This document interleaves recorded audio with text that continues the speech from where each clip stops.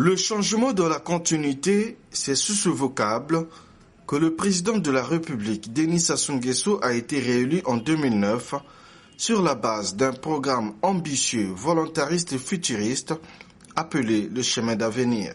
Pour le septennat ainsi entamé, il fallait des hommes d'expérience et dévoués à la tâche pour répondre justement aux exigences fixées par le chef de l'État, à savoir la modernisation et l'industrialisation du Congo. C'est ainsi qu'à l'occasion des législatives du 15 juillet 2012, le Parti congolais du travail, cheville ouvrière de la matérialisation du chemin d'avenir, jeta son dévolu sur Gilbert Ondongo, homme d'État émérite, descendant de Mwanaporo, pour conquérir le siège de la première circonscription électorale d'Owando dans le département de la Cuvette. Animé d'une volonté irréversible de faire triompher le chemin d'avenir, Gilbert Ondongo, alors ministre des Finances, du Budget et du Portefeuille public, prend son bâton du pèlerin et se présente à cette élection comme le héros de la plénitude des filles et fils d'Owando. Son arrivée dans cette ville est un véritable triomphe. Venu lancer sa campagne électorale, le candidat Gilbert Ondongo est accueilli en grande pompe à l'aéroport d'Owando, modernisé grâce à la municipalisation accélérée. Les notables, dépositaires de la tradition dans cette partie du pays, et l'ensemble des populations d'Owando lui réservent un accueil chaleureux.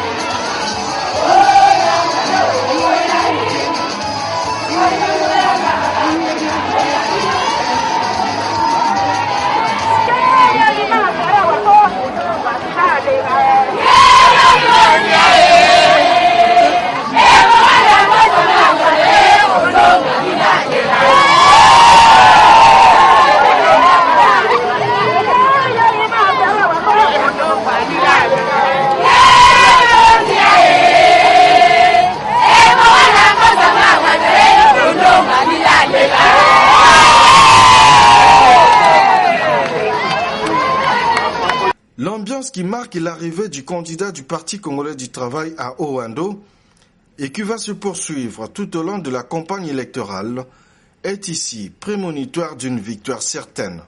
Le descendant de Mwanaporo fait une véritable démonstration de force tout au long de cette campagne.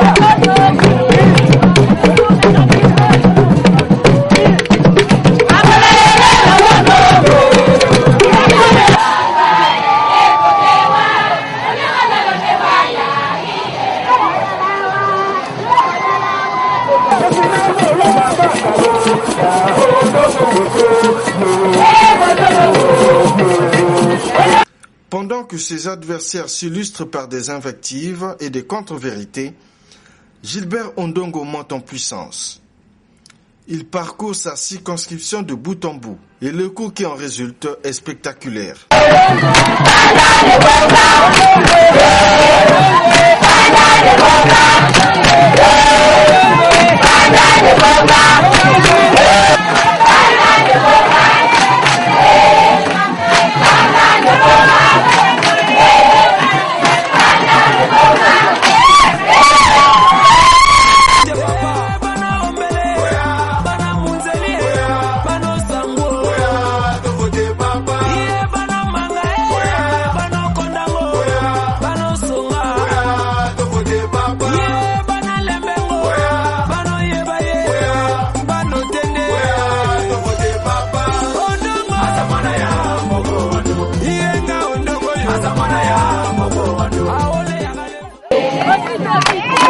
Les gosses d'abord.